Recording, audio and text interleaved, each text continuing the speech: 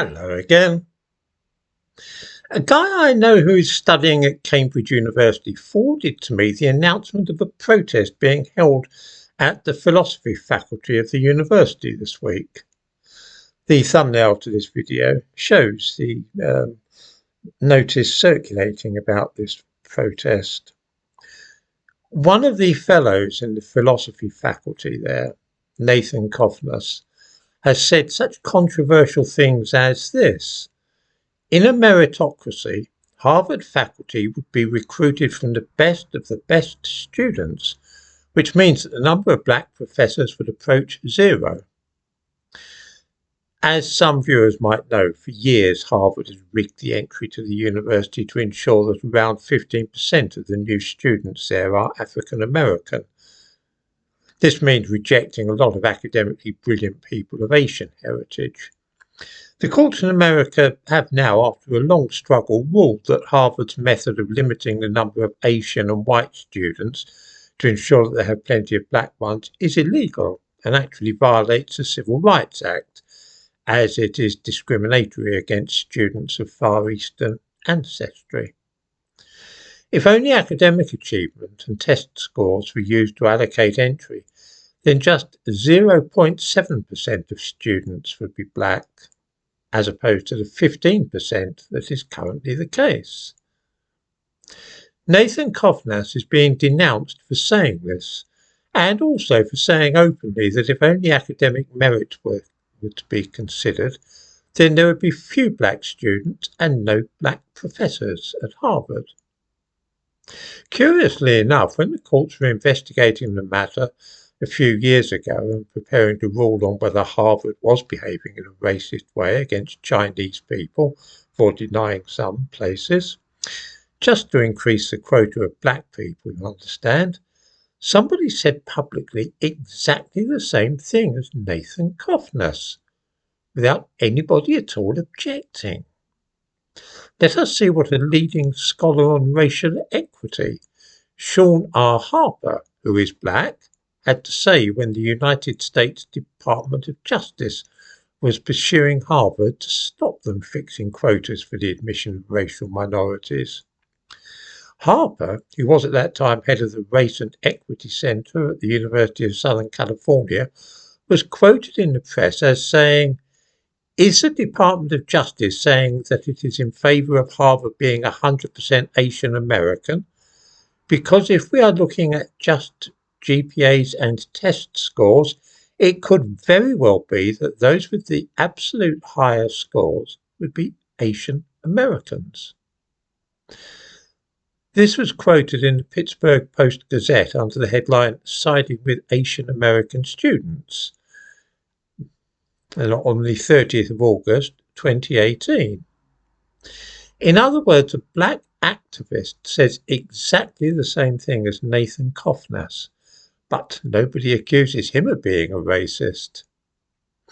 It doesn't help, of course, that Cofnas is a Jew.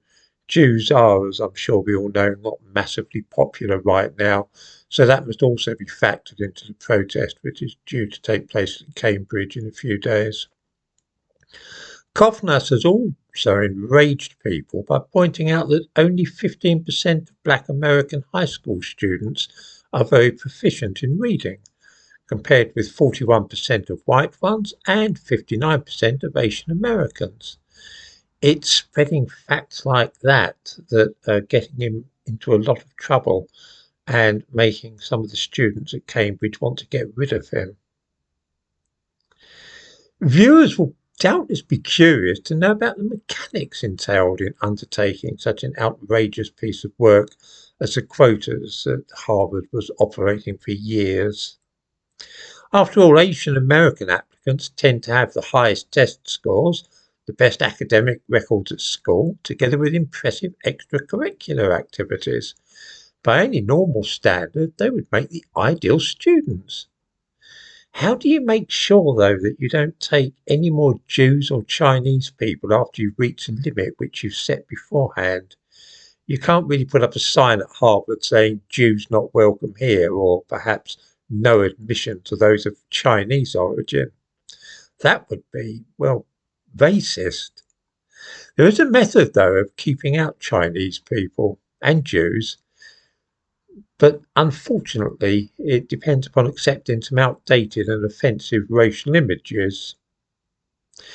By great good fortune, Harvard discovered that people of Chinese origin really do tend to conform to the negative images of the brilliant but cold-hearted Orientals, as portrayed in media such as the old Fu Manchu books of Sax Roma. They are, in fact, more unkind, cowardly, and unlikable than the rest of us, and do not have such warm personalities. Not at all the kind of people one would wish to see too many of in the student body. This discovery, which ties in with all the worst stereotypes of Chinese people as being crafty and cruel, was made by admissions tutors at Harvard, whose job it was to assess applicants. The exact means by which they uncovered these traits is a closely guarded secret. According to Harvard, they're anxious not to reveal too much, lest people should learn how to game the system. It is because black applicants tend to have more positive personalities and are kinder and generally more agreeable people that so many are admitted with inferior academic performance to the Asian Americans whose applications are rejected. It's very disconcerting in this day and age to witness these racial stereotypes of the cheerful, smiling black person with an outgoing and likeable personality being contrasted with the cowardly and unkind Chinese people, whose personalities are, according to Harvard, not positive. I suspect that some viewers will believe at the back of their minds that I must be exaggerating this situation, or at the very least distorting it. Surely, they might think, this kind of racial prejudice can't really be going on at Harvard in the United States in this day and age. And yet, the facts are there for everybody to see. The New York Times reported in the summer of 2018 that Harvard consistently rated Asian American applicants lower than others on traits like positive personality, likability, courage, kindness, and being widely respected, according to an analysis of more than 160,000 student records filed Friday by a group representing Asian American students in a lawsuit against the university. Less kindness, less courage, less likable, and not so widely respected, and more negative personalities all round.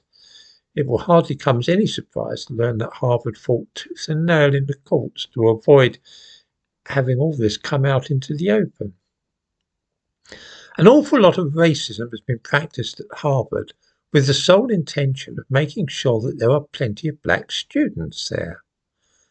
But when somebody points out what's going on, then a protest is held at Cambridge University to denounce him. Does anybody at all find this odd, or is it just me?